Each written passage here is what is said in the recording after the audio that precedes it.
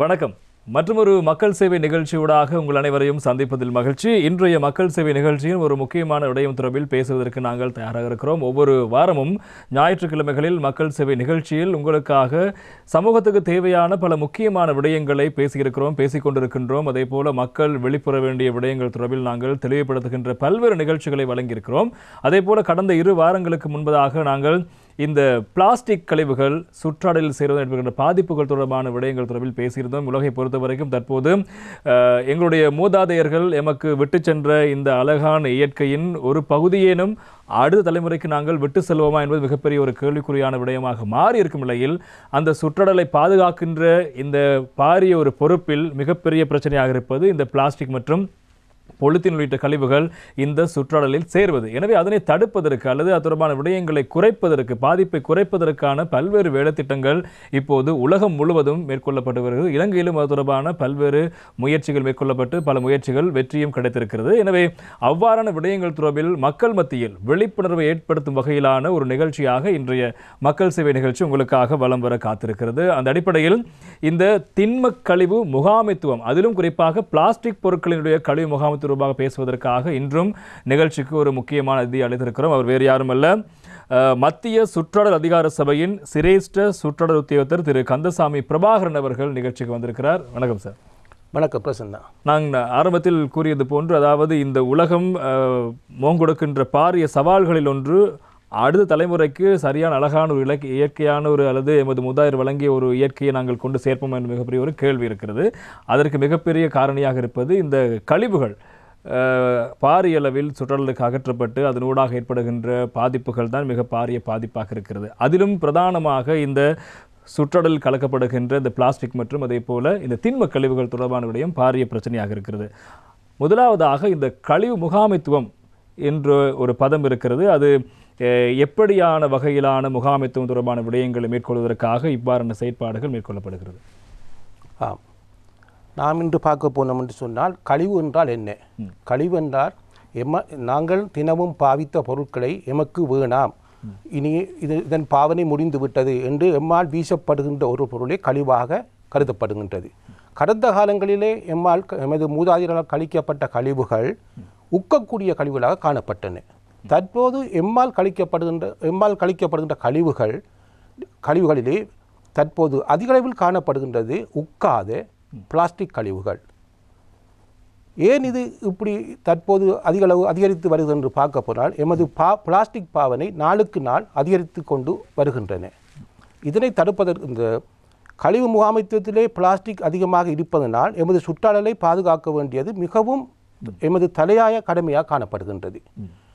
பிளாஸ்டிக்கை எப்படி அதுக்காக என்ன செய்கிறோம்னா, நமது அந்த கழிவு உருவாகும் இடத்திலேயே நாங்கள் அதனை வெவ்வேறாக பிரித்தெடுக்கின்றோம். உக்கக்கூடிய கழிவுகள், உக்காத கழிவுகள். அதிலே உக்காத கழிவுகளிலே பேப்பர், கடதாசி, பிளாஸ்டிக், இரும்பு அப்படி நம்ம வெவ்வேறு வகையாக பிரித்தெடுத்து அதனை உரிய முறையிலே முகாமைத்துவம் செய்வதனால் எமது சுற்றாடலை பாதுகாக்க முடியும். நீங்கள் கூறியிருந்தீர்கள் திண்ம கழிவு என்ற ஒரு விடயம்.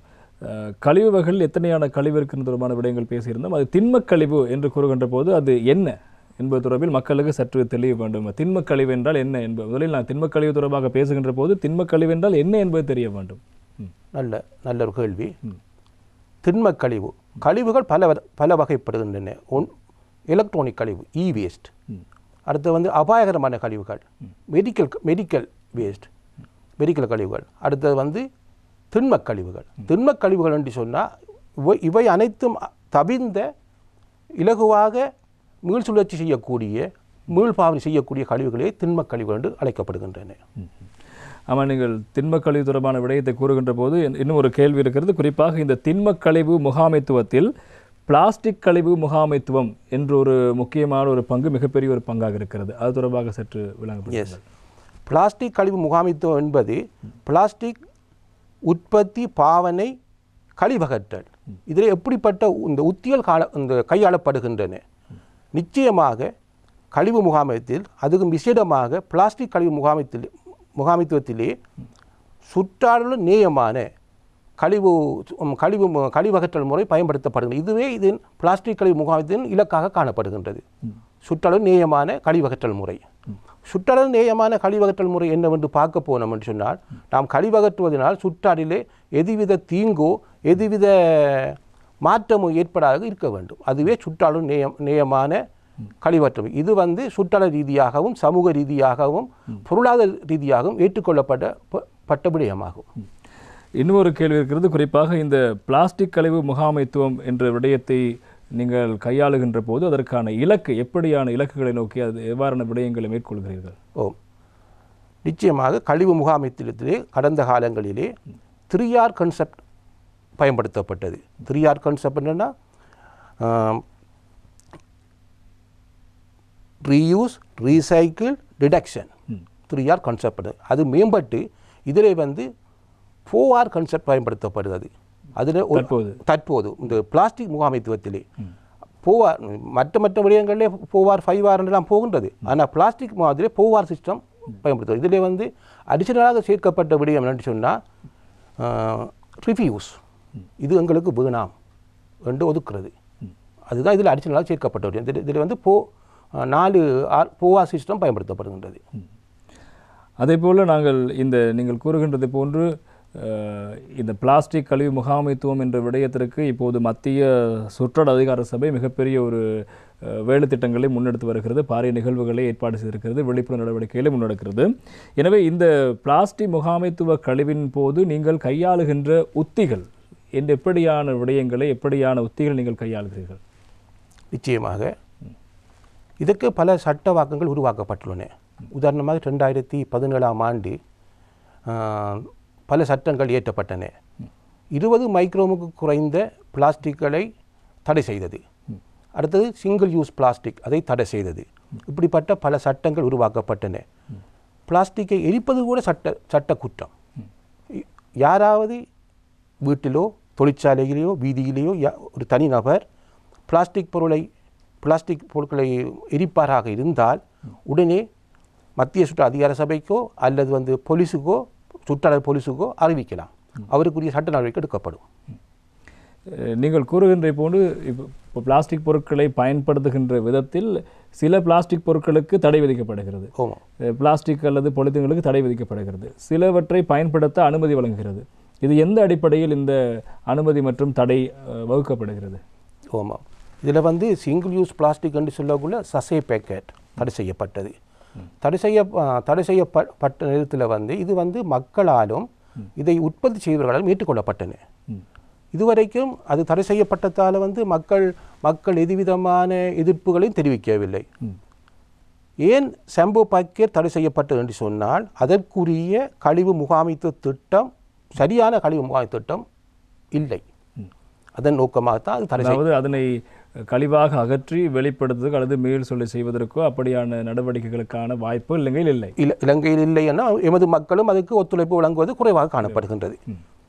இதே நேரத்தில் பார்த்தோம் என்று சொன்னால் இது 20 மில்லிலிட்டருக்கு குறைவான சசை பேக்கெட் தான் தடை செய்யப்பட்டன. ஆனால் 20 மில்லிலிட்டர் குறைவான மருத்துவ உணவு பண்டங்களுக்கான பொதிகள் தடை செய்யப்படவில்லை. அதில் தான் எங்களுக்கு ஒரு மிகப்பெரிய ஒரு கேள்வி இருக்கிறது. நீங்கள் ஷெஷே பேக்கெட் என்று கூறினீர்கள். அதிலும் குறிப்பாக உதாரணமாக ஷாம்பு பாக்கெட்டுகளை பயன்படுத்துவதற்கு தடை விதிக்கப்பட்டது என்று இருக்கிறது. ஆனால் அதே அளவை கொண்ட ஏனைய பக்கெட்டுகள், செஷே பக்கெட்டுகள், அதாவது மருத்துவ பொருட்களுக்கான பக்கெட்டுகள் அல்லது ஏனைய சில முக்கியமான உணவுப் பொருட்களுக்கான விடயத்திற்கு அனுமதி வழங்கப்பட்டிருக்கிறது. இது எந்த அடிப்படையில்?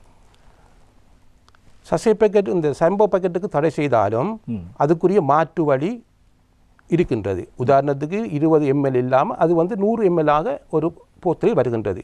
நாங்கள் அதனை வீட்டில் வைத்து, அதாவது அதனை மீள நீங்கள் திறந்து மூடி பயன்படுத்தக்கூடிய வாய்ப்பு இருக்கிறது. அது மட்டுமில்லை, ஷாம்பு பாவிப்பது திறந்த வழிகளில், ஆத்தங்கரை ஓரம், ஈவன் எமது நீரோடைகள், எமது பாத்ரூம், நம்ம எவரும் அதை பாவித்த பிறகு அதை கவனமாக எடுத்துக்கொண்டு செய்கிறதில்லை. ஆனால் மெடிசின் அதிலும் கூறுவார்கள் சில வேளைகளில் இந்த பிளாஸ்டிக் பக்கெட்டுகளை பயன்படுத்துகின்ற அல்லது இந்த பொலித்தீன் பக்கெட்டுகள், சசை பக்கெட்டுகளை பயன்படுத்துகின்ற போது அதனை வெட்டுகின்ற மிகச்சிறிய துண்டை நாங்கள் கவனிப்பதே இல்லை. அது மிகப்பெரிய ஒரு பாதிப்பை ஏற்படுத்தும். சிறிய துண்டு மட்டும் இல்லை, பெரிய துண்டையும் கவனிப்பது. சில வேளை பெரிய துண்டுகளை பக்கெட்டுகளில் போடுவதற்கான வாய்ப்பு இருக்கிறது. அந்த சிறிய துண்டு என்று அதுதான் மிகப்பெரிய ஒரு பாதிப்பு என்று சொல்வார்கள் காணப்படுது. அது இலகுவாக நுண்ணங்கிகளுக்கோ விலங்குகளுக்கோ உணவு தொகுதிக்குள்ளே போகக்கூடிய சந்தர்ப்பம் காணப்படுகின்றது. இதே நேரத்தில் பார்த்தீங்கன்னு சொன்னால் உணவு பொருட்கள், அடுத்தது இந்த மெடிசின் இதுகள் நாம் பாவிக்கும் இடம் உள்ளகம். உதாரணமாக கிச்சன், அதனை நாங்கள் வெட்டி முறையாக கழிவகற்றுகின்றோம். அதனால சுற்றாலுக்கு பாதிப்பு இல்லை என்றே சொல்லலாம். அந்த அடிப்படைய கருத்தில் கொண்டு தான் இப்படிப்பட்ட சில சட்டங்கள். இது சட்டம் என்பது ஒரே நாளில் அமலாகிற சட்டம் இல்லை. இது ஏற்கனவே இதை கற்க செய்து ஆராய்ந்து பல நிபுணர்கள் ஆலோசகர்களுடன் கலந்தாலோசித்து தான் இது சட்டமாக வெளியில் வருகின்றது. அதான் மக்களுக்கு இருக்கின்ற மிகப்பெரிய கேள்வி அதுதான். இப்போது ஷெஷே பேக்கெட் தடை என்று கூறுகிறார்கள், ஆனால் ஏனைய மருத்துவ பொருட்களை பயன்படுத்துவதற்கு வாய்ப்பு இருக்கிறது. அதே போல் ஏனைய உணவுப் பொருட்களை பொதியிடுவதற்கான வாய்ப்பு வழங்கப்படுகிறது. அப்படி என்றால் இது என்ன தடை என்று ஒரு கேள்வி இருக்கிறது. அதுக்கு சரியான பதில் நீங்கள் கூறியது போன்று, அதாவது ஷெஷே பக்கெட்டுகள் ஷாம்பு பக்கெட் என்றால் நீங்கள் பயன்படுவது வெளியிடங்களில், எனவே அதனை நீங்கள் சுற்றாடலில் வீசுவதற்கான வாய்ப்புகள் அதிகமாகவே இருக்கிறது. இவ்வாறான மருத்துவ பொருட்களோ அல்லது உணவுப் பொருட்கள் சம்பந்தப்பட்ட ஷெஷே பக்கெட்டுகளை நீங்கள் வீட்டுக்குள்ளோ அல்லது வைத்தியசாலைக்குள்ளோ அல்லது ஒரு அறைக்குள் அதனை கழிவகற்றுவதற்கான வாய்ப்பு இருப்பதால் அது தொடர்பான பாதிப்பு குறைவு. அதை அடிப்படையாக கொண்டுதான் இந்த தடைகள் இருக்கிறது என்பது முக்கியமான விடயமாக இருக்கிறது. இன்னும் ஏராளமான விடயங்கள் தொடர்பில் நாங்கள் பேசலாம். மக்கள் சேவையில் ஒரு சிறிய விளம்பர இடைவேளைக்கு சென்று வருவோம். மக்கள் சேவை நிகழ்ச்சியோடு இணைந்திருக்கிறோம். இன்றைய மக்கள் சேவை நிகழ்ச்சியில் இந்த திண்ம கழிவு முகாமைத்துவம், அதிலும் பிளாஸ்டிக் கழிவு முகாமைத்துவம் தொடர்பான விடயங்கள் தொடர்பில் நாங்கள் பேசிக் கொண்டிருக்கின்றோம். இன்றைய நிகழ்ச்சிக்கு வந்திருக்கிறார் மத்திய சுற்றாடல் அதிகார சபையின் சிரேஷ்ட சுற்றாடல் உத்தியோகத்தர் திரு கந்தசாமி பிரபாகரன் அவர்கள் நிகழ்ச்சி நடந்து கொண்டு இந்த விடயங்கள் தொடர்பான விளக்கங்களை வழங்கிக் கொண்டிருக்கிறார். நீங்கள் இந்த திண்மக்கழிவு, அதிலும் பிளாஸ்டிக் திண்மக்கழிவு முகாமைத்துவத்தில் நீங்கள் கையாளுகின்ற உத்திகள் தொடர்பான விடயங்கள் தொடர்பில் நாங்கள் பேசிக் கொண்டிருந்தோம். அதே போல் ஏற்கனவே நாங்கள் இறுதியாக இந்த ஷெஷே பேக்கெட்டுகள் தடை தொடர்பான விடயங்களை பேசினோம். அதே போல் இந்த கழிவு முகாமைத்துவத்தில் நீங்கள் இன்னும் சில முக்கியமான விடயங்களை கையாள்வதாக கூறியிருந்தீர்கள். எப்படியான விடயங்கள் அதுவும்? நீங்கள் கேட்கலாம் எனக்கிட்ட. இப்போ கிச்சனில் இதை வெட்டி பாவிச்சிங்க, அதை பாவிச்சவரை அதை என்ன செய்கிறேன் என்று சொன்னால் அதுக்கும் பல வழிமுறைகள் மத்திய சுற்று அதிகாரி இதுவரைக்கும் அறிமுகப்படுத்தப்பட்டுள்ளது. உதாரணமாக இந்த ஒவ்வொரு திண்ம கழிவுகளையும் வாங்குவதற்காக பல நிறுவனங்கள், தனிநபர்கள் இவர்கள் மத்திய சுற்று பதிவு செய்யப்பட்டு இருக்கின்றார்கள். இது மத்திய சுற்று எப்படி செய்கிறோம் என்று சொன்னால் அது மாவட்ட மட்டத்தில் 25 மாவட்டத்திலும் கழிவுப் பொருட்களை வாங்குவதற்காக தனிநபர்களோ நிறுவனங்களோ பதிவு செய்யப்பட்டுள்ளன. கொழும்பை பொறுத்த மட்டும், அதாவது மாநகர சபை கழிவகற்ற நடவடிக்கைக்கு மேலதிகமாக இந்த செயற்பாடு இடம்பெறுகிறது. ஆமாம், நேரடியாக நம்ம எமது வீட்டில் உள்ள கழிவுகளை நமக்கு விரும்பினால் அவர்களுக்கு கொண்டு கொடுக்கலாம். அவர்களுடைய விவரங்கள் அந்த மத்திய சுற்று அதிகார இணையதளத்தில் காணப்படுகின்றன. அவங்களோட அட்ரஸ், அவங்களோட லொக்கேஷன் எல்லாம் காணப்படுகின்றன. நமக்கு விருப்பம் என்று சொன்னால் நம்மளோட பிளாஸ்டிக் கழிவோ கண்ணாடி போத்தல் கழிவோ இதை கொண்டு கொடுப்பதால் நமக்கு மேலதிக வருமானமும் வருவதற்கான சாத்தியங்களும் காணப்படுகின்றன. எமது வேலைப்பளு காரணமாக நம்ம என்ன செய்கிறோம் அப்படின்னா அதை முனிசிபல் கவுன்சில் லேபரஸுக்கு கொடுக்குறோம். அது ஆனால் அவங்க என்ன செய்கிறாங்கன்னா கொடுத்த உடனே அவங்க உடனே அதை செப்பரேட் பண்ணுறாங்க. நீங்கள் அதை அவதானிக்கக்கூடியமாக இருக்கும். அவங்க நம்ம ஒரு பேக்கை கொடுத்தா அவங்க அதை இந்த பிரித்து போத்தல் வேற இதோட பிளாஸ்டிக் வேற அவர்கள் செய்கிறார்கள். இது ஒரு சரியான தகவலோ தெரியவில்லை. அவர்கள் இதன் மூலம் நாளொன்றுக்கு 2500 ரூபாக உழைப்பதாக கேள்வி. இது எந்த அளவில் உண்மையான தெரியவில்லை. இதிலிருந்து விளங்குது என்று சொன்னால் அந்த கழிவுக்கு எவ்வளவு முக்கியத்துவம் இருக்குது. இப்போ நம்ம கழிவாக வீசுகிறோம், நமக்கு தேவையில்லாட்டு விடுறோம், ஆனால் அதுக்குரிய பெறுமதி சந்தையில் இருக்கிறது. அதனால எவ்வளவு பேர் இப்போ கோடீஸ்வரனாக வந்தவர்களும் இருக்கின்றார்கள். அதாவது இப்போது இருக்கின்ற இந்த கால சூழலில் கழிவகற்றல் நடவடிக்கையின் ஊடாகவும் கூட வருமானத்தை ஈட்டிக் கொள்ளக்கூடிய வாய்ப்புகளும் இருக்கிறது. அதுவும் சூழல் நேயமான செயற்பாடாக நாங்கள் பார்க்கலாம். இன்னும் ஒரு கேள்வி இருக்கிறது. நீங்கள் ஆரம்பத்தில் குறிப்பிட்டிருந்தீர்கள், எங்களுடைய மூதாதையர்கள் அகற்றிய குப்பைகள் எல்லாம் சருகுகள் என்று சொல்வார்கள், அது இலை குலை உக்கக்கூடிய பொருட்கள். ஆனால் இப்போது நாங்கள் சூழலுக்கு அகற்றுகின்றது அதனோடு இணைந்து பிளாஸ்டிக் பொலித்தீன் எல்லாம் இருக்கிறது. இப்போது இதில் இருக்கின்ற பிரச்சனை என்னவென்றால் டெங்கு நோய் பரவுகிறது என்ற ஒரு அறிவிப்பு வருகின்ற போது உங்கள் சுற்றாடலை சுத்தமாக வைத்துக் கொள்ளுங்கள் என்ற ஒரு அறிவிப்பு விடுகின்ற போது நாங்கள் எல்லாம் செய்கின்ற முக்கியமான விடயம் அங்கே இருக்கின்ற பிளாஸ்டிக் கோப்பைகள் பொலித்தீன் எல்லாம் ஒன்றாக சேர்த்து எரித்து விடுவது. இது நாங்கள் சுற்றாடலை சுத்தப்படுத்தி விட்டோம், நாங்கள் இனி நோய்வாய்ப்பட மாட்டோம் என்பதாக எண்ணி மக்கள் செயற்பாடுகள் டெங்கு நோயிலும் தப்பி விட்டோம். அதுதான் கேள்வி. இப்படியாக நீங்கள் கழிவகற்றல் முகாம் தொடர்பான விடயத்தை இவ்வாறு கையாளுகின்ற போது மக்கள் தங்களுடைய கழிவுகளை அகற்றுகின்ற ஒரு சரியான செயற்பாடாக எரிப்பதை அணுகுமுறையாக கொள்கிறார்கள். இது சரியான விடயமா? அநேகமாக எல்லாரும் அந்த ஆதி காலத்திலிருந்து ஒரு லேசான முடிவுன்னா குப்பையில் எரித்தால் உடனடியாக அந்த பிரச்சனை முடிந்து விட்டது. அதனால வர பக்க விளைவுகளை பற்றி எவரும் யோசிக்கிறதில்லை. உதாரணத்துக்கு என்ன ஒரு நான் உங்களுக்கு சொல்ல போகலான்டா, இப்போ அநேகமாக இந்த கிராமப்புறங்களில் விறகு அடுப்பு தான் பயன்படுத்துவாங்க. அந்த நாள் விறகு அடுப்பை பற்ற வைக்கிறதுக்கு சொல்லுவாங்க என்ன இந்த எதுவும் இந்த ஓலமட்டை இந்த பஞ்சுகள் அதை வச்சு தான் மண்ணெண்ணெய் ஊற்றி நெருப்பு வைப்பாங்க. இப்போ மண்ணெண்ணெய்க்கும் தட்டுப்பாடு. அப்போ இல்லத்தரசிகள் இப்போ என்ன செய்கிறாங்கன்னு சொன்னால் நம்மகிட்ட இருக்கிற பிளாஸ்டிக் கழிவுகளை லஞ்ச் ஷீட் சொப்பி மேக் அதை வச்சு நெருப்பு வைக்கிறாங்க. அதை உணவு சமைப்பதற்காக எரியூட்டுறார்கள். எரியூட்டுறதுல இதில் இந்த ஒரு சிறப்பம்சம் என்னென்னு சொன்னால் இதில் முதலாவது பாதிக்கப்படுற அந்த இல்லத்தரசி எரிக்கிறது தான் முதலாவது பாதிக்கப்படுறாரு. எப்படியான பாதிப்புகள்? இப்போ அவர் நச்சுவாயை முதலாவது அவர் தான் சுவாசிக்கிறார். அடுத்தது அவரால் பாதிக்கப்படுறது அவருடைய சமூகம் மீன்ஸ் அவருடைய பிள்ளைகள், கணவன் பிள்ளைகள் வயோதிகர்கள் பாதிக்கப்படுகிறார்கள். இதுதான் பெரிய பிரச்சனை. எல்லாருக்கும் நினைப்பேன்னு சொன்னால் அந்த காலத்துலேருந்து இந்த காலம் திறந்த வழியில் குப்பையை போட்டு எரிக்கிறது ஒரு லேசான முறையாக கையாளப்படுகிறது. அது வீட்டில் மட்டுமில்லை, மாநகர சபை கூட அதை கையாளுது. அதுக்காகத்தான் ஒரு சட்டம் 2017ஆம் ஆண்டு ஒரு சட்டம் உருவாக்கப்பட்டது. பொலித்தீனை எரிப்பவர்கள் குற்றவாளிகள், தண்டனைக்குரிய குற்றவாளிகள். இதை மத்திய அதிகார சபைக்கு அறிவித்தால் அதுக்கென்று தனியலகு காணப்படுகிறது. அந்த தனியலகு மூலம் இவர்களுக்கான வழக்கு தொடரப்படும். அண்மையில் கூட ஒரு சம்பவம் பதிவாகிறது. எந்த பகுதி என்று சரியாக ஞாபகம் இல்லை. ஒரு பாடசாலைக்கு அருகில் டயர்களையும் பிளாஸ்டிக் குப்பைகளையும் எரித்து அந்த பாடசாலை ஒரு வகுப்பில் இருந்த மாணவர்கள் அனைவரும் அதனை சுவாசித்து மயங்கி விழுந்து வைத்தியசாலைக்கு சென்ற கதை கூட இருக்கிறது. எனவே இப்படியான சட்டங்கள் இருக்கிறதா என்பதுதான் இப்போது நிச்சயமாக சட்டம் உள்ளது, கேள்விக்குறியான விடயமாக இருக்கிறது. நிச்சயமாக சட்டம். நீங்க சொல்ற இந்த நிகழ்வு உங்களுக்கு நீங்க அறிந்த நிகழ்வாக இருக்கலாம். இதை விட எவ்வளவு அறியாத நிகழ்வுகள் நடந்து கொண்டிருக்கின்றன. எங்களுக்கு கம்ப்ளைண்ட் வந்து கொண்டே இருக்கின்றன. ஆனா இது இந்த பிரிவாக ஒவ்வொரு முறை அந்த இடத்துக்கு போய் அதுக்குரிய சட்ட நடவடிக்கை எடுக்கிறாங்க. சட்ட நடவடிக்கை எடுத்து இந்த கோர்ட்டுக்கு போய் அதாவது இப்படியான ஒரு தவறான விடயம் நடக்கின்ற போது எப்படி அதனை மக்கள் முறையிடலாம்? யாரிடம் முறையிடுவது? மத்திய சுற்று அதிகார சபைக்கு முறையிடலாம், போலீஸுக்கு முறையிடலாம். சுற்றாளர் போலீஸ் இருக்கிறார்கள், அவர்களுக்கு முறையிடலாம். அவர்கள் சட்ட நடவடிக்கை எடுப்பாங்க. இன்னும் ஒரு கேள்வி, நீங்கள் கூறுகின்றதை போன்று இந்த பிளாஸ்டிக் கழிவு முகாமைத்துவம் தொடர்பான விடயத்தை நீங்கள் முன்னெடுக்கின்ற போது தற்காலத்தில் காணப்படுகின்ற இந்த தொழில்நுட்ப ரீதியான பிரச்சனைகள் அல்லது அதில் காணப்படுகின்ற சிக்கல்கள் என்னவாக இருக்கிறது? சொல்லப்போனால் 20 மைக்ரோமுக்கு குறைந்த லஞ்சி தடை செய்யப்பட்டது. ஏன் தடை செய்யப்பட்டது என்று சொன்னால் அதை ரீசைக்கிள் பண்ணக்கூடிய தொழில்நுட்பம் இலங்கையில் இல்லை. அதுதான் முக்கியமான காரணம். வேறு நாடுகளில் இருக்கலாம்.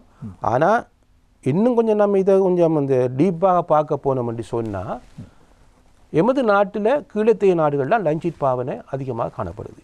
மேலத்தைய நாடுகளில் லஞ்சீட் பாவனை இல்லை. ஏனென்று சொன்னால் நம்மளோட உணவு முறைகளும் உணவு பழக்க வழக்கங்களும் அநேகமாக நாம் சாப்பிடுவது ரைஸ் அண்ட் கறி சாப்பிட்ட மாதிரி ஃபீலிங்கே நமக்கு இல்லை. சோறு போட்டி சாப்பிட்ட ஒரு ஃபீல் இருக்காது. அது எல்லாரும் சொல்கின்ற கொமனான ஒரு விஷயம். அதனால் நம்ம பழகிட்டோம். அப்போ நமக்கு கட்டாயம் லஞ்சு இந்த சோறு தான் சாப்பிட வேணும் என்றுன்னா அதுக்கு ஒரே ஒரு நமக்கு நம்ம ஆக்கள் நினைக்கிற ஒரு லேசான தீவுனாண்டா ஒரு பார்சலை வாங்கிட்டு போகலாம். அதனால் லஞ்சீட் பாவனை இதுவரைக்கும் ஒரு தடை செய்வதில் சில சிக்கல் காணப்படுகின்றன. இதற்கு மாற்று வழியாக உக்கக்கூடிய லஞ்சீட்டும் அறிமுகப்படுத்தப்பட்டன. ஆனால் அதுவும் ஒரு வகையான பிளாஸ்டிக் அதனாலும் பாதிப்புகள் காணப்படுகின்றன. அதனால் இப்போதைக்கு லஞ்ச் சீட்டுக்கு ஒரு நியமம் நியமிக்கப்பட வேண்டும். அதில் நீங்கள் கூறுவது மக்களுக்கு விளங்கும். அதாவது இப்போது லஞ்ச் ஷீட் பாவனை என்பது சுற்றுலாவுக்கு செல்கின்ற போது பாரிய பிரச்சனை ஏற்படுத்தும், நீங்கள் பழகிவிட்டீர்கள் என்பது. அதனை விடுத்து அதற்கான மாற்றீடாக என்ன என்பதுதான் மிகப்பெரிய கேள்வி இருக்கிறது. அதற்கு பதில் இருக்கிறதா? இதற்கு நிறைய கதைக்கலாம், நிறைய சொல்ல போகலாம். மாற்றீடாக செய்கிறோன்னு சொன்னால் நம்ம போய் இப்போ லஞ்ச் இடத்துல சாப்பாடு வாங்க போகிறோம்னு சொன்னால், உதாரணத்துக்கு உங்களோட இந்த நிறுவனத்தில் உங்களுக்கு கண்டின் இருக்குது. இப்போ கண்டினில் போய் நீங்களாக உங்களுக்கு ஒரு பிளேட்டை வைத்துக்கொண்டு சாப்பாடு வாங்க, அங்கே அதை கொடுத்து வாங்கி சாப்பிடலாம். அந்த டைமில் வந்து அவங்க அங்கே லஞ்ச் ஷீட் பாவிக்கிறத தாரத்தை நிப்பாட்டுவாங்க.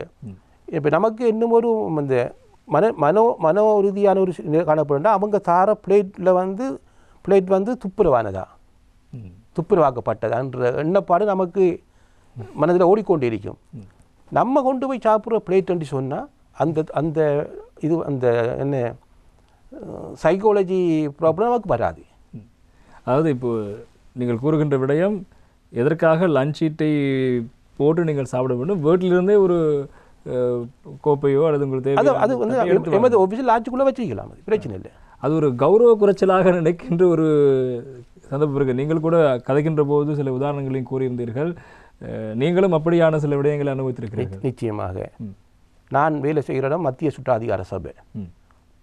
எங்களுக்கு பக்கத்தில் ஒரு அந்த விவசாய திணைக்கிறதால ஹெலபூஜன் தெரிஞ்சிருக்கீங்க உங்களுக்கு? ஹெலபூஜன், எஸ். அங்கே வந்து எங்களுக்கு சாப்பாடு, நல்ல சாப்பாடு அங்கே வாங்க போகிறது.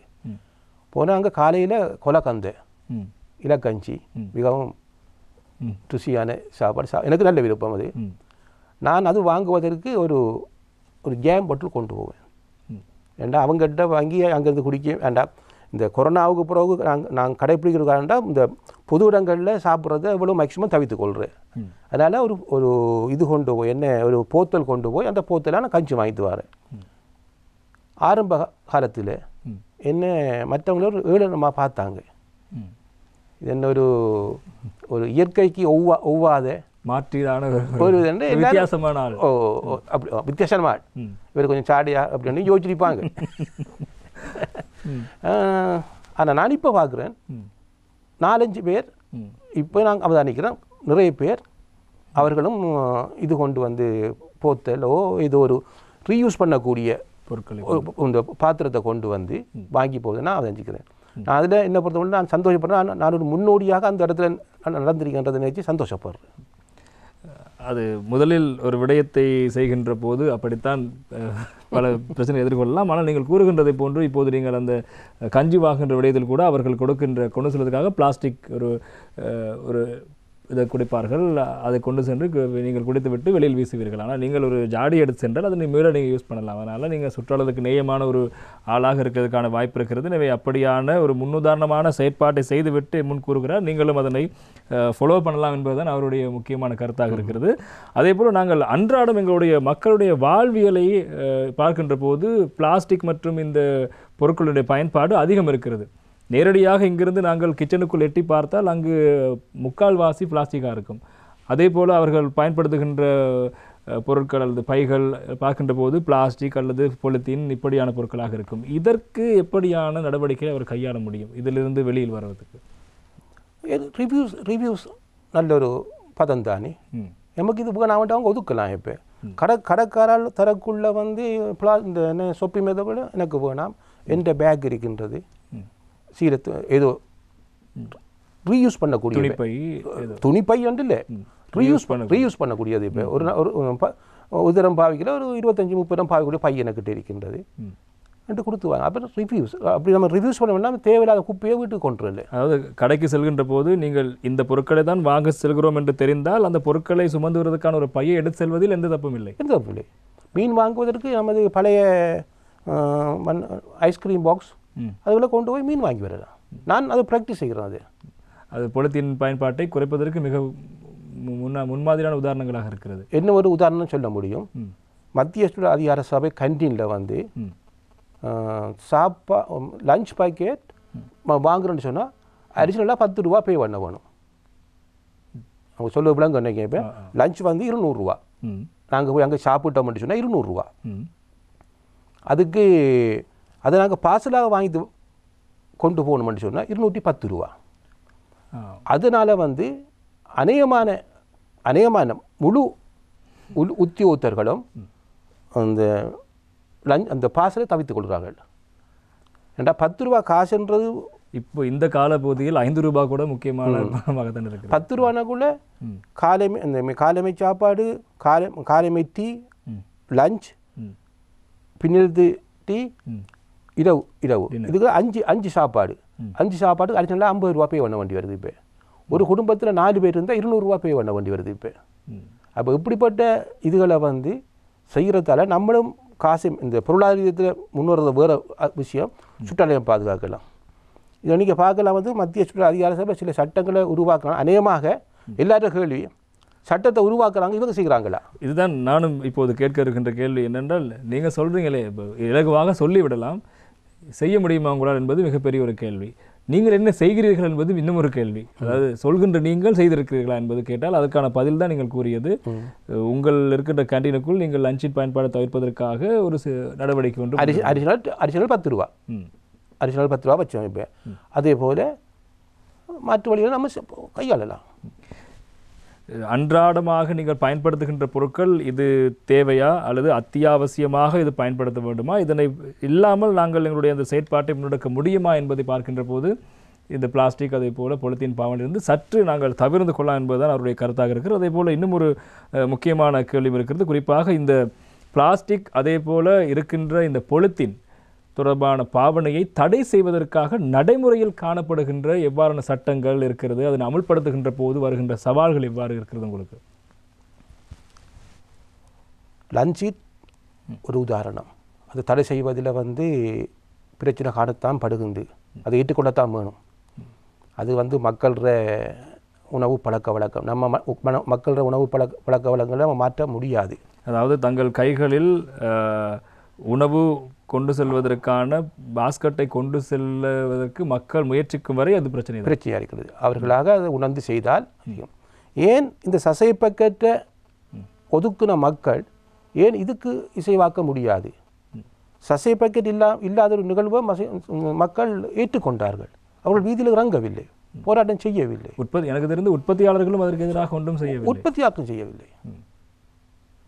அப்படி என்றால் மக்கள் இதில் முழுமையாக ஏற்றுக்கொண்டு நடவடிக்கைகள் இறங்க வேண்டும். அதுக்கு ஒரு உதாரணமாக நான் இந்த முதல் சொன்னங்கிற கண்டினையும் நான் கஞ்சி வாங்கி குடிக்கிறதையும் எடுத்துக்கொள்ளலாம். அதிலிருந்தே நான் கேள்வி கேட்கிறேன், மக்களுடைய பங்களிப்பு எவ்வாறு இருக்க வேண்டும் இந்த விடயத்தில்?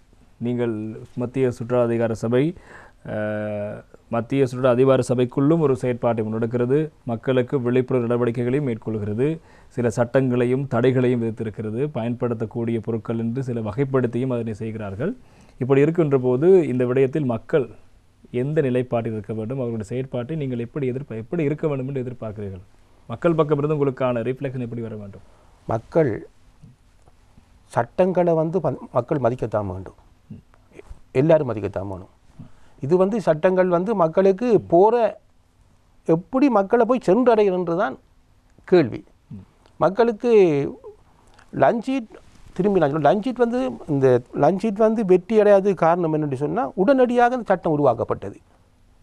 இது மக்களோட கலந்துரையாடப்படவில்லை, மக்களுக்கு இது விளைப்புரிச்சு செய்யப்படவில்லை. திடீரென அது சட்டம் உருவாக்கினவர்கள் உள்ள பிள்ளை தான் திடீரென உருவாக்கப்பட்டது. ஆனால் சசே பேக்கெட் உருவாக்குவதற்கு முதலே இந்த விடயம் கலந்துரையாடப்பட்டது, பேசுபொருளாகப்பட்டது. அவங்களோட கலந்துரையாடப்பட்டது, அவரோட உற்பத்தியாளருடன் கலந்துரையாடப்பட்டது. அவர்கள் அதனை ஏற்றுக்கொண்டார்கள். அவர்கள் என்ன சட்டத்துக்கு புறம்பாக செயற்படவில்லை. இது லஞ்சீட் சட்டத்துக்கு புறம்பாக செயல்படுகிறார்கள். தடை செய்யப்பட்டாலும் சட்டவிரோதமாக இன்னும் வருகிறது. உற்பத்தியாளர்கள் இந்த இலைமறை காயாக இருந்து செய்கின்றார்கள். செம்போ பக்கெட், சசை பக்கெட் உற்பத்தி செய்கிறவங்க பெரிய பெரிய பெரிய கம்பெனிகள், யூனிலிவர் லைக் தட் ஒன். அவங்கள லேசாக அணுகக்கூடிய மாதிரி இருந்தது. இவங்களை அணுகிறதுல சில சிக்கல்கள் இருக்குது. இவங்க ஆரண்டு தெரியாது, எங்கே உற்பத்தி செய்கிறாங்கன்னு தெரியாது. ரேட் பண்ண போனால் அந்த பிடிக்க போனால் எல்லா கடையிலையும் தான் இருக்குது. இப்போ அதான் இந்த விடயத்தை கட்டுப்படுத்துவதற்கு உங்கள் சார்பில் எப்படியான நடவடிக்கை, சுற்றி வளைப்புகள் செய்வதற்கான பிரிவுகள் இருக்கிறதா? நிச்சயமாக நாங்கள் செய்து கொண்டிருக்கின்றோம். அது இன்னும் 100% வெற்றி அளிக்கவில்லை. அதுக்குரிய என்ன என்ன சொல்ல தண்டனைகளும் சட்டங்களும் உச்சகட்டம் போக வேண்டும். ட்ரேட் லைசன்ஸ் கேன்சல் பண்ணப்பட வேண்டும் என்று தனிப்பட்ட அப்படி அப்படி தான் கடை முதலாளி அதை வச்சிருக்க மாட்டாங்க. வசந்தம் டிவியின் மக்கள் சேவை நிகழ்ச்சியுடன் இருக்கிறோம். இன்றைய மக்கள் சேவை நிகழ்ச்சியில் திண்மக் கழிவு, அதிலும் குறிப்பாக இந்த பிளாஸ்டிக் கழிவினுடைய பயன்பாடு, அதாவது கழிவினுடைய தாக்கம், அதனை மாற்றி மக்கள் எவ்வாறான பயன்பாடுகளை மேற்கொள்ள வேண்டும், எவ்வாறான பொருட்களை பயன்படுத்த விட தொடர்பான விடயங்கள் தொடர்பில் நாங்கள் பேசிக் கொண்டிருக்கின்றோம். இந்த விடயம் தொடர்பாக மத்திய சுற்றாடல் அதிகார சபையினுடைய சிரேஷ்ட சுற்றாடல் உத்தியோகத்தர் திரு கந்தசாமி பிரபாகரன் அவர்கள் நிகழ்ச்சிக்கு வந்து பல்வேறு விடயங்கள் தொடர்பாக பேசிக் கொண்டிருக்கிறார். நாங்கள் இறுதியாக பேசியிருந்தோம் மக்கள் எப்படியான ஒத்துழைப்புகளை வழங்க வேண்டும் என்ற ஒரு விடயங்களை பேசுகின்ற போது சட்டங்கள் இருக்கிறது, மக்கள் மீது பாய்கிறது என்றெல்லாம் கூறப்படுகிறது. ஆனால் இந்த சட்டங்கள் இந்த உற்பத்தி செய்து அனுப்புகின்றவர்கள் மீது பாய்கிறதா என்பது மிகப்பெரிய ஒரு கேள்வியாக இருப்பதாக கூறப்பட்டாலும் இப்போது அதனையும் தாண்டி சில நடைமுறைகள் அமலுக்கு வந்திருக்கிறது. மக்கள் மத்தியில் இருக்கின்ற கேள்வி, நாங்கள் பயன்படுத்துகிறோம் சரி, சந்தைக்கு வந்தால் தானே பயன்படுத்துகிறோம், வரவிடாமல் தடுப்பதற்கு என்ன விடயங்களை செய்ய போகிறீர்கள், என்ன செய்திருக்கிறார்கள் என்பது. நிச்சயமாக இதற்கு முதல் பல விடயங்கள், பல பொருட்கள் தடை செய்யப்பட்டன, அரச வர்த்தமானி மூலம் தடை செய்யப்பட்டன. இன்னும் பல பொருட்கள் தடை செய்யப்படுவதற்கான நிகழ்வுகள் நடந்து கொண்டிருக்கின்றன. இதற்காக அமைச்சரவை அனுமதியும் பெறப்பட்டது. கடந்த 23ஆம் தேதி பிப்ரவரி 23, 2023 இதற்காக அனுமதி கிடைக்கப்பட்டது. இது மிக விரைவில் சட்டமாக்கப்படும். எவ்வகையான பொருட்களுக்கு மீண்டும் தடை சொல்ல முடியுமா? இது சொல்வதில் எந்த விதமான தடையும் இது வந்து அமைச்சரை அனுமதி பெற்றது தானே சொல்லலாம். இதில் வந்து ஸ்டோ, தண்ணி பாவிக்கிறது ஸ்டோ, அந்த ஸ்டோ தடை செய்யப்படுகிறது. இப்போதைக்கும் தடை நடைமுறையில் குறைவாக உள்ளது என்றால் முழுமையாக தடை செய்யப்படுகின்றது. அடுத்தது வந்து கப்ஸ், சின்ன சின்ன கப்ஸ், உதாரணத்துக்கு யோகட் கப், யோகட் கப். ஆனால் யோகட் கப் தடை செய்யப்படவில்லை. அதாவது சின்ன கப்கள் தடை செய்யப்படுகிறது, அந்த யோகட் வருவதற்கு தடையில்லை. ஆனால் அதற்கு காரணம் ஆனால் பிளாஸ்டிக்கில் செய்யப்பட்ட ஸ்பூன், அடுத்து முள்ளுக்கரண்டி எல்லாம் தடை செய்யப்படுகிறது. யோகட்டை சாப்பிடுவதற்காக வருகின்ற அந்த கரண்டிகள் தடை செய்யப்படுகின்றது. ஏனென்று சொன்னால் காரணம் என்று சொன்னால் யோகட் மக்களுக்கு அத்தியாவசியம், நியூட்ரிஷன், சத்துணவு அவ்வளோ கட்டாயம் வேணும். ஆனால் அதை வந்து அந்த பிளாஸ்டிக் கரண்டியெல்லாம் சாப்பிடணும் மட்டும் இல்லை. நீங்கள் வந்து சில்வர் ஸ்பூனாலேயும் சாப்பிடலாம், அல்லது ஏதோ ஒரு வேறொரு மார்க்கெட்டில் இந்த உக்கக்கூடிய மாதிரி இருக்கிற வேறொரு பொருளால் சாப்பிடலாம். நம்ம இப்போது மரப்பலகைகள் அல்லது செய்யப்பட்ட அல்லது பேப்பர்களை கொண்டு செய்யப்பட்ட கரண்டிகளும் வந்திருக்கிறது. அப்படிப்பட்ட மாற்று வழிகள் காணப்படுகின்றன. இன்னும் பல பிரேரணைகள் புரோபோசல்கள் வந்து கொண்டிருக்கின்றன. இதுக்கு மாற்றீடாக வேறு என்ன பொருட்களுக்கான தடை விதிப்பதற்கான ஏற்பாடு? இது வந்து இப்போ நான் சொல்ல போனது வந்து சிங்கிள் யூஸுக்கு வரப்போது. இதை விட சொல்ல போனால் இடியப்பம் அவைகள் இந்த பிளாஸ்டிக் தட்டு, ஆமாம், அதுவும் தடை செய்யப்படுகின்றது. அது வந்து சிங்கிள். ஏற்கனவே இந்த விடயம் தொடர்பாக ஒரு கலந்துரையாடல் சுற்றுலா அமைச்சர் ஒரு அறிவிப்பை வெளியிட்டது. இந்த சிறுவர்களுக்கான விளையாட்டு பொருட்கள் உள்ளடங்களாக சில இந்த இடியப்ப தட்டு உள்ளிட்டவை தடை செய்யப்படுவதாக, பயன்படுத்தக்கூடாது, இறக்குமதி செய்யக்கூடாது என்பதான ஒரு தடை இருந்ததாக அறிய கிடைத்தது. அது ஆனால் என்ன இதில் சொல்ல போனா, இப்போ தடை செய்யப்பட்டால் இறக்குமதி விற்பனை ரெண்டும் தடை. அதுக்காக உள்ளூரில் உற்பத்தி செய்யலாது இந்த பிளாஸ்டிக் தட்டுகளை வந்து செய்யலாம். அப்படித்தான் ஒரு பிரச்சனை. இப்போ உதாரணமாக சொன்னால் சீனாவிலிருந்து வருகிறது பிளாஸ்டிக் பொருட்கள் என்று கூறினால் தடை செய்யப்படுகிறது, ஆனால் உள்நாட்டில் உற்பத்தி இடம்பெறும், அது செய்யலாது. அதற்குத்தான் இப்படியான சட்டங்கள் எப்படி வரப்போகுது. இப்போ என்னென்னா பிளாஸ்டிக் அது வந்து பிளாஸ்டிக் இந்த பிளாஸ்டிக் இடியப்ப தட்டு தடை, இறக்குமதி, உற்பத்தி, விற்பனை எல்லாம் தடை. அடுத்தது வந்து மாலை, இந்த பிளாஸ்டிக் மாலைகள் அநேகமாக தெரியும். நம்ம கதிராமம் அங்கே இடங்களில் வந்து இந்த பூசத்துக்கு ஒரு மாலை வச்சு கொடுப்பாங்க. அதுவும் கூட அது பூ மாலைக்கு பதிலாக பிளாஸ்டிக் ரப்பர் சீட்டில் செய்யப்பட்ட மாலைகள் அதுக்கும் தடை செய்யப்படுகின்றன. அது மிக விரைவில் எல்லாம் தடை செய்யப்படுகின்றது. தடை செய்யப்பட்டால் என்னை பொறுத்த மட்டும் இந்த பல பிளாஸ்டிக் பொருட்கள் தடை செய்யப்படும். இப்படியான தடைகள் வருகின்ற போது பொதுமக்களிடம் நீங்கள் கோரிக்கை ஒன்றை முன்வைத்தீர்கள், நீங்கள் செய்ய வேண்டும், இந்த விடயத்தை கையாள வேண்டும், சட்டம் யாவருக்கும் சமம் என்று. இந்த இடத்தில் உற்பத்தியாளர்களின் பங்களிப்பு எப்படி இருக்க வேண்டும்? மக்களின் பங்களிப்பு இருக்கிறது, இப்படித்தான் இருக்க வேண்டும். உற்பத்தியாளர்கள் என்ன செய்ய வேண்டும்? அவர்கள் எப்படி உங்களுக்கு பங்களிப்பு வழங்க வேண்டும் நீங்கள் எதிர்பார்க்கிறீர்கள்?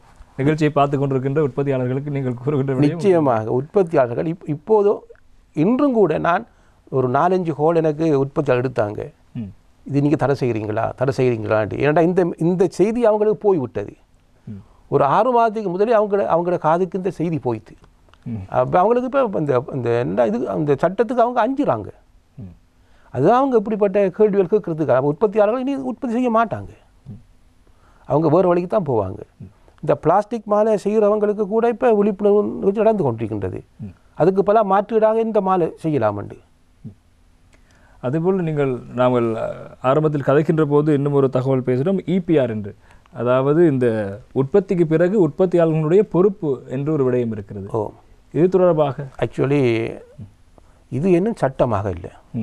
EPR எக்ஸ்டெண்டட் ப்ரொசீடியர் ரெஸ்பான்சிபிலிட்டி என்னன்னா உற்பத்தியாளர் அந்த பாவனைக்கு பிறகு அந்த வார கழிவை என்ன செய்கிறேன் அதுக்கு அவருக்கு பொறுப்பு இருக்குது. இப்போ உதாரணத்துக்கு ஒரு கம்பெனி ஒரு 1000 பொட்டுள் ஏதோ ஒரு பொருள்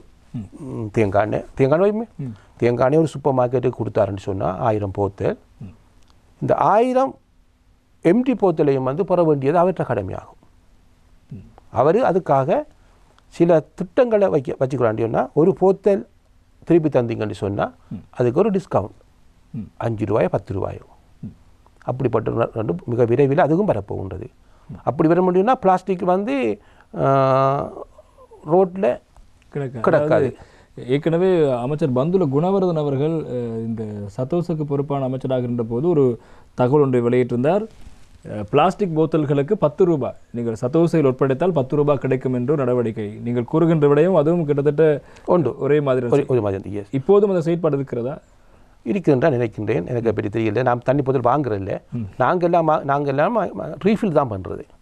தண்ணி போத்தல் கொண்டு போனால் தண்ணியை ரீஃபில் எடுத்துட்டு போகிறோம். அதனால் அந்த போத்தல் காய்ச்சி நம்ம கொடுக்க வேண்டிய அவசியம் இல்லை. நிச்சயமாக நீங்கள் இப்போது முதல்ல கூறிய விடயத்தை பார்க்கின்ற போது தண்ணி போத்தல், அதாவது பிளாஸ்டிக் கழிவாக அகற்றப்பட்ட போத்தலுக்கும் ஒரு பெருமதியை தருகின்ற போது நிச்சயமாக அது மக்களால் வெறுமனவே கிடைப்பதற்கான வாய்ப்பு இல்லை. உதாரணத்துக்கு நீங்கள் இந்த தங்க மோதிரம் மட்டும் போட்டிக்கிறீங்க. நீங்கள் இப்போ இந்த தங்க மோதிரத்தை நீங்களும் லேசில் விட மாட்டீங்க. தப்பித்தவரி அது கூட கையில் இருந்து கலண்டாலும் கண்டவர் கூட விட மாட்டாங்க. ஏன்டாவது தங்கத்தில் பெருமதி. அதே போல் இந்த கழிவுப் பொருட்களுக்கு இப்போ பெருமதி கூடுறதால மக்கள் அதை சேகரிக்கிறார்கள். தற்போது உங்களுக்கு நான் சொல்ல விரும்புகின்றேன், ஒரு தகர டின் அதில் பெருமதி 1 கிலோ 400 ரூபா.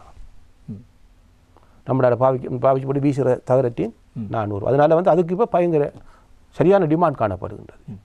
அதே போல் நீங்கள் பிளாஸ்டிக் பொருட்களுக்கும் ஒரு டிமாண்ட் வழங்க வேண்டும். டிமாண்ட் இருக்குது, இப்போதைக்கு டிமாண்ட் இருக்குது. அது ஒரு சில பேர் அதாவது தொழிலாக செய்கிறாங்க. தொழிலாக செய்து உச்ச பயன் பெற்றவர்களும் இருக்கின்றார்கள். எனவே இனி நீங்கள் கூறிய உதாரணம் போல தான் தங்கத்தை போன்று பிளாஸ்டிக்கையும் பாருங்கள், வீதியில் வெறுமனவே கிடந்தால் எடுத்து சேகரித்து அதனை விற்பனை செய்வதற்கான வாய்ப்பு இருக்கிறது. அதுக்கு ஒரு பெருமதி இருக்கிறது. இதற்கு முக்கியமான காரணம் இந்த பிளாஸ்டிக் தொடர்பான பிளாஸ்டிக்கினால் சூழலுக்கு ஏற்படுகின்ற பாதிப்பை குறைப்பதற்கு பிளாஸ்டிக்கு ஒரு பெருமதி வழங்கப்பட்டு அங்கிருந்து அதனை அகற்றுவதற்கான நடவடிக்கை மேற்கொள்ளப்படுகிறது. இதற்கு பொதுமக்களும் ஒத்துழைப்புகளை வழங்க வேண்டும். அதே போல் நீங்கள் கூறியிருந்த இந்த விடயங்கள் எல்லாம் ஒருபுறம் இருந்தாலும் இலங்கையை பொறுத்த வரைக்கும் இப்போது காணப்படுகின்ற இந்த பிளாஸ்டிக் கழிவு முகாமைத்துவத்தில் முன்னேற்றங்கள் இருக்கிறதா, அல்லது இது மக்கள் ஏற்றுக்கொள்கிறார்களா, இது தொடர்பான விடயங்களை கையாளுகிறார்களா, எப்படி இருக்கிறது? இப்போது பிளாஸ்டிக் தொடர்பான விழிப்புணர்வு நீங்கள் மேற்கொண்டது வரைக்கும் இப்போது மக்கள் அதனை எப்படி ஏற்றுக்கொண்டிருக்கிறார்கள்? மக்கள் ஏற்றுக்கொண்டிருக்கின்றார்கள். ஏனென்று சொன்னால் பல மீள்சுழற்சி நிலையங்கள் செயற்பட்டு கொண்டிருக்கின்றன. மக்கள் இந்த கழிவை வேறாக்கி ஒரு சரியான இந்த ஒரு முறை இந்த ஒரு பாத் மூலம் அவர்களுக்கு அளிக்கவில்லை என்றால் அவர்களுடைய தொழிற்சாலை ஸ்தம்பிதம் அடைந்திருக்கும். இதுவரைக்கும் ஸ்தம்பிதம். அது நாளுக்கு நாள் முன்னேறி கொண்டே போகின்றது. அவரோட கெப்பாசிட்டி கூடிக்கொண்டே போகுது. அதனால் மக்கள் இதை 100% அக்செப்ட் பண்ணிக்கிறாங்க. இவர் தொழிலாக சில பேர் செய்து கொண்டு இருக்கிறாங்க. அண்மை காலத்தில் நான் சொல்ல முடியும், வத்தலையில் ஒரு பெரிய ஸ்டோரேஜ் ஃபெசிலிட்டி வந்து ஓப்பன் பண்ணபடி அது வந்து அது பேப்பரில் உங்களுக்கு தெரிஞ்சிருக்கணும், பேப்பர்லாம் வந்தது. சிலோன்டேக்கும் எலிஃபென்ட் ஹவுஸ் 2 மாதம் சேர்ந்து பெரிய ஒரு ஜாட் ஒன்று வச்சுக்கிறாங்க. அவங்க இந்த நாடளாவிய ரீதியில் கழிவுகளை கொண்டு வந்து செப்பரேட் பண்ணி அந்த நான் அன்றைக்கி அந்த இபிஆர் சிஸ்டத்துக்குலாம் அந்த பேர போகுது. இப்போ அப்படி செய்கிற ஒரு நடவடிக்கை நடக்குது. இப்போ இந்த விடயம் எல்லாம் மக்கள் ஏற்றுக்கொள்கின்ற விடயம், மக்களுக்கு பழக்கப்படுத்துகின்ற விடயம் அது ஒரு புறம் இருக்க, இந்த சுற்றாடல் நேயமான ஒரு சமூகத்தை உருவாக்குவதற்கான அடிப்படையான சில விடயங்களையும் முன்னெடுக்க வேண்டிய பொறுப்பு இருக்கிறது. அது நிச்சயமாக பாடசாலை கல்வியூடாக அது வருகின்ற போது இன்னும் அது மேம்படும்.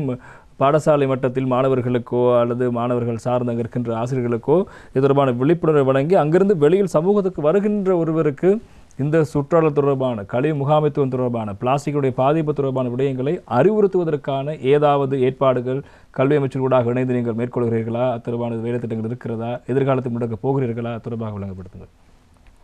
நிச்சயமாக பாடசாலை மாணவர்களுக்கான விழிப்புணர்வு, மத்திய சுற்றாடல் சம்பந்தமான விழிப்புணர்வு மத்திய சுற்றாடல் அதிகார சபையால் 30 ஆண்டுகளுக்கு முன்னே ஆரம்பிக்கப்பட்டன. 30 ஆண்டுகளுக்கு முன்னே ஆரம்பிக்கப்பட்டாலும் அந்நேரத்தில் வந்து அந்த காலத்தில் உள்ள சுற்றாடல் பிரச்சனை சம்பந்தமாகத்தான் நகர்வுகள் இருந்தன. இப்போதைக்கு இந்த பிளாஸ்டிக் இதுகளும் அதில் உள்வாங்கப்படுகின்றன. கல்வி அமைச்சுடன் பல வகையான கலந்துரையாடல் நடந்து கொண்டிருக்கின்றன. இதை இந்த பாடவிதானத்தில் உள்வாங்குவதற்கான செயற்பாடு நடந்து கொண்டிருக்கின்றன. இது பாடசாலை மட்டத்திலும் பாடசாலை மாணவர்களுக்கும் ஆசிரியர்களுக்கு இலகுவாக போதிக்கப்பட்டு அது மிக விரைவில் சமூகத்துக்கு கொண்டு செல்லக்கூடிய மாதிரி இருக்கிறது. அதே போல் இந்த சுற்றாடல் சார்ந்த மாணவர் ஜனாதிபதி விருது வழங்குகின்ற ஒரு செயல்பாடு அது வந்து மறந்து விட்ட மன்னிக்கும். பாடசாலை மட்டத்தில் வந்து சுற்றாடல் சூழல் முன்னோடி என்று உருவாக்கப்படுது மத்திய சுற்றாடல் அதிகார சபையில். இது வந்து ஜனாதிபதி பதக்கம் வரைக்கும் செல்லுகின்றன. ஜனாதிபதி பதக்கம் பெற்ற ஒரு மாணவன் மாணவி பல்கலைக்கழக அனுமதிக்காக சில சலுகை புள்ளிகளையும் பெறக்கூடிய அதிக வாய்ப்புகளும் காணப்படுகின்றது. எப்படியாக அது மாணவர்களிடம் கொண்டு செல்லப்படுகிறது? எப்படியாக மாணவர்கள் அவ்வாறு தெரிவு செய்யப்படுகிறார்கள் பதக்கங்களுக்காக? பதக்கங்கள் அவர்கள் சில செய்ய வேண்டும். அவர்கள் முதலாவது வந்து இந்த இதில் பங்கேற்க வேணும். என்னத்தில் இந்த சுற்றுலா முன்னோடியில் அதை பங்கேற்க வேணும். அதுக்குரிய சில படிமுறைகள் இருக்கின்றது. இப்போ கடைசியாக அவர்கள் ஒரு ஆய்வு செய்ய வேண்டும். சுற்றுலா நீயம் சம்பந்தமான ஆய்வு. அதில் வந்து பிளாஸ்டிக் முகாமைத்துவம் சம்பந்தமாக பலர் செய்திருக்கிறாங்க. இந்த பிளாஸ்டிக் அப்படி ரீயூஸ் பண்ணலாம். இந்த சில பூச்சாடிகள் இதெல்லாம் செய்து அவர்களுக்கு ஜனாதிபதி பதக்கம் வழங்கப்படும். அது வந்து மத்திய சுற்றுலா அதிகார சபை மட்டும் இல்லாமல் ஏனைய நிறுவனங்களும் சேர்ந்து தான் அந்த நிகழ்ச்சியை தெரிவு செய்வாங்க, யார் அதுக்கு சூட்டபிள்ன்றது. நீங்கள் கூறிய பதிலிருந்து இன்னும் ஒரு கேள்வி இருக்கிறது. நீங்கள் ஒரு விடயம் கூறினீர்கள், இப்போது பிளாஸ்டிக்கை மக்கள் கொள்வனவு செய்து தவிர்த்து கொள்ள வேண்டும் அல்லது குறைத்து கொள்ள வேண்டும் என்பது ஒரு முக்கியமான பேசுபொருளாக இருக்கிறது. கைவினைப் பொருட்கள் என்று ஒன்றை கூறியிருந்தீர்கள். இந்த சந்தர்ப்பத்தில் நாங்கள் கடந்த முறை நிகழ்ச்சியிலும் கூட இந்த விடயம் தொடர்பாக பேசியிருந்தோம். இந்த பிளாஸ்டிக் பொருட்களை வைத்து கைவினைப் பொருட்களை தயாரித்து அதனூடாக அந்த பிளாஸ்டிக் கழிவை சமூகத்துக்கு கொண்டு சேர்க்காது ஒரு அழகான பொருளாக மாற்றுவதற்கான வேலை திட்டம் இடம்பெறுகிறது. இதில் வருகின்ற கேள்வி என்னவென்றால், அவ்வாறு கைவினைப் பொருளாக வருகின்ற பொருளும் மீண்டும் பிளாஸ்டிக் கழிவாக செல்லலாம் அல்லவா? இதற்கு ஏதாவது தடைகள் இருக்கிறதா? வந்து கைவினைப் பொருட்களை செய்வதில் அல்லது பயன்படுத்துவதில்? நிச்சயமாக இல்லை. இதை வந்து நாம ரீயூஸ் என்று சொல்லலாம். அதை வந்து அவங்க கழிவை வந்து ஒரு மீள் பாவனைக்காக பயன்படுத்துகிறார்கள். ஆனால் நீங்கள் சொல்வது போல் அது கடைசியில் அதுவும் ஒரு பிளாஸ்டிக் கழிவு. ஆனால் அது வந்து மீள் சுழற்சிக்கு போகலாம்.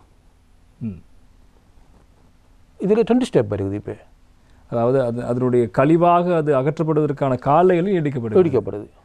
அதுக்கு ஒரு புதிய வடிவம் கொடுக்கப்படும். அந்த கழிவுக்கு ஒரு புதிய வடிவம் கொடுத்து, உதாரணத்துக்கு வந்து இன்றைக்கு கழிவாக போக வேண்டியது இன்னும் ஒரு 6 மாதத்துக்கு அப்புறம் கழிவாக போகுது. எனவே இந்த கழிவு முகாமைத்துவத்தில் 2 லாபங்கள் இருக்கிறது. ஒன்று, பிளாஸ்டிக் கழிவுப் பொருட்களை வைத்துக்கொண்டு நீங்கள் கைவினைப் பொருட்களை தயாரித்து அதன் சந்தையில் விற்பனை செய்து லாபம் அடையலாம். இன்னொன்று, பிளாஸ்டிக் பொருட்களுக்கு அல்லது பிளாஸ்டிக் போத்தல்களுக்கு ஒரு பெறுமதி வழங்கப்படுகிறது. அதனை விற்பனை செய்து அது கைவினைப் பொருளாக அல்லாமல் வெறுமனவே ஒரு பொருளாக விற்பனை செய்து லாபம் அடையலாம். இந்த இரண்டும் சுழல்நெய திட்டமாக இருக்கிறது. மக்கள் சேவை நிகழ்ச்சியோடு இணைந்திருக்கிறோம். இன்றைய மக்கள் சேவை நிகழ்ச்சியில் இந்த திண்ம கழிவு முகாமைத்துவம், அதிலும் பிளாஸ்டிக் கழிவு முகாமைத்துவம் தொடர்பான விடயங்கள் தொடர்பில் நாங்கள் பேசிக் கொண்டிருக்கின்றோம். இன்றைய நிகழ்ச்சிக்கு வந்திருக்கிறார் மத்திய சுற்றாடல் அதிகார சபையின் சிரேஷ்ட சுற்றாடல் உத்தியோகத்தர் திரு கந்தசாமி பிரபாகரன் அவர்கள் நிகழ்ச்சி நடந்து கொண்டு இந்த விடயங்கள் தொடர்பான விளக்கங்களை வழங்கிக் கொண்டிருக்கிறார். நாங்கள் இந்த பிளாஸ்டிக் போத்தல்களை பயன்படுத்துகின்ற அளவை குறைப்பதற்கு இன்னும் பல நடவடிக்கைகளை மக்கள் கையாளலாம் என்பதாக நீங்கள் கூறியிருந்தீர்கள். எப்படியான விடயங்கள்? அது ஒரு சின்ன ஒரு நடைமுறைக்கு சாத்தியமான விடயம்.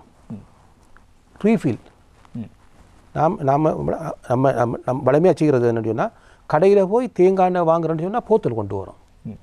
அதே போல் மக்கள் தங்களுக்கு தேவையான குடிநீரை தாங்கள் வீட்டிலிருந்து ஒரு போத்தலில் ஒரு ரீயூஸ் பண்ணக்கூடிய போத்தலில் கொண்டு போகிறாங்க. அது முடிந்தால் ஒரு கடையில் போய் ரீஃபில் பண்ணுறது. அந்நேரத்தில் வந்து அந்த ஒரு தண்ணி போத்தல்ற பெறுமதியும் இந்த என்ன பணப்பெறுமதி குறைகின்றது. பொருளாதார மிச்சம், அடுத்தது வந்து இதுக்கு மிச்சம். நீங்கள் கூறுகின்ற விடயம், ஒரு கடைக்கு செல்கின்ற போது அந்த கடையில் ஒரு பெரிய தாங்கி போல் இருக்கும். ஆமாம், அதான் ரீஃபில். 1 லிட்டரா 1/2 லிட்டரா தண்ணியை நீங்கள் பிடித்து கொண்டு வரலாம். அதற்காக நீங்கள் பணம் செலுத்தலாம். அந்த போத்தலுக்கு பணம் தேவையில்லை, அந்த போத்தலை பயன்படுத்தி வீசவும் தேவையில்லை. இதனை மக்கள் ஏற்றுக்கொள்வதற்கு முன்பதாக நீங்கள் சொல்கின்ற கடைக்காரர்கள் அமல்படுத்த வேண்டும். அதிலும் குறிப்பாக சுற்றுலா தலங்கள், இந்த இடங்கள், இந்த விடயங்கள் அமலுக்கு வந்தால் சிறப்பாக இருக்கும். நிச்சயமாக இது வந்து நூரெலி கெகரி அங்கே நாங்கள் கெகரி வாவி அங்கே நாங்கள் நடைமுறைப்படுத்துறது சகல நடவடிக்கை எடுத்த நாங்கள் இந்த போட்டல் கம்பெனிகளை கதைச்சி அவங்க எல்லாம் ஓகேன்றவங்க. துரதிர்ஷ்டமாக இந்த கொரோனாவிலிருந்து அது நடைமுறைப்படுத்தப்படவில்லை. இல்லாட்டி நிச்சயமாக இது ஒரு முன்னோடி நிகழ்வாக லேக் கெகரியில் கட்டாயம் நடந்திருக்கும். இது இப்போது அதனை முன்னெடுப்பதற்கான ஏற்பாடுகள் இருக்கிறதா? எதுவும் அதை சொல்ல முடியவில்லை. நான் ஆக்சுவலி அந்த டிவிஷனில் நான் வேலை செய்தேன். முதல் நான் தனிப்பட்ட ரீதியாக இதில் ஈடுபட்டேன். நான் இப்பவும் செய்யலாம், அது பிரச்சனை இல்லை. அதாவது இப்போ இது வந்து யாரும் கூற வேண்டும் என்ற நிலைமை இல்லை. இப்போ கடைக்காரர் நினைத்தால் ஒரு போத்தலை ஒரு மிகப்பெரிய ஒரு தாங்கியை வைத்துக்கொண்டு வருகின்றவர்கள் சுத்தமான குடிநீரை இவ்வளவு என்று நீங்கள் விற்பனை, அதுக்கு மக்களுக்கும் இந்த செய்தி போக வேண்டும். இப்படி ஒரு சிஸ்டம் இருக்குதுன்னு மக்களுக்கு தெரிய வேணும். எனவே நீங்கள் ஸ்டாண்ட் பையாக ஒரு போத்தலை வைத்திருக்கலாம். நீங்கள் போகின்ற இடத்தில் அந்த போத்தலுக்கு தண்ணி நிரப்பிக்கொண்டு அந்த லீட்டருக்கு ஏற்றவாறு பணத்தை கொடுத்துவிட்டு வரலாம். அந்த அதிலிருந்து பிளாஸ்டிக் போத்தல்கள் வெளியேறுவதை தவிர்த்து கொடுக்கான ஒரு நடவடிக்கையாக இருக்கும். எனவே பார்க்கலாம், இப்போது மத்திய சுற்றுலா அதிகார சபை பல்வேறு வேலை திட்டங்களை முன்னெடுத்து வருகிறது. அதிலும் குறிப்பாக நான் ஆரம்பத்தில் கூறியது போன்று எங்களுடைய முன்னோர்கள் இந்த சமுதாயத்துக்கு, இந்த இப்போது இருக்கின்ற தலைமுறைக்கு ஒரு அழகான பூமியை, ஒரு அழகான இயற்கையை தந்துவிட்டு சென்றார்கள். ஆனால் நாங்கள் எமக்கு அடுத்து வருகின்ற சந்ததிக்கு ஒரு அழகான இயற்கையை கூடிய ஒரு இந்த உலகத்தை அவர்களிடம் தந்துவிட்டு செல்வோமா இல்லையா என்பது கேள்விக்குரிய விடயமாக மாறியிருக்கிறது. காரணம், என்றுமில்லாதவாறு கடந்த 50 வருடத்துக்கு உட்பட்ட காலப்பகுதியில் இந்த சுற்றாடல் மிக பாரிய அளவில் நாசமாகி இருக்கிறது கூற வேண்டும். அதற்கு முற்றுமுழுதான காரணமாக இருப்பது மனிதர்கள். எனவே அதாவது மனிதர்கள், நாங்கள் இந்த தலைமுறையினர் அது காரணமாக இருக்கிறோம். எனவே இப்போதாவது விழித்து கொண்டு அந்த எப்படியான விதத்திலெல்லாம் இந்த சுற்றாடல் எங்களால் பாதிக்கப்படுகிறதோ அதில் எங்களால் முடிந்தளவு ஒத்துழைப்பு வழங்கி அந்த பாதிப்புகளை குறைப்பதற்கு எங்களால் என்ன செய்ய முடியுமோ அதனை செய்துவிட வேண்டும் என்பது எங்களுடைய தலையாய கடமையாக இருக்கிறது. அடுத்த தலைமுறைக்கு நீங்கள் இந்த அழகான இந்த இயற்கையை கொஞ்சமாவது விட்டு செல்ல வேண்டும் என்றால் நாம் பொறுப்புடன் செயற்பட வேண்டும்.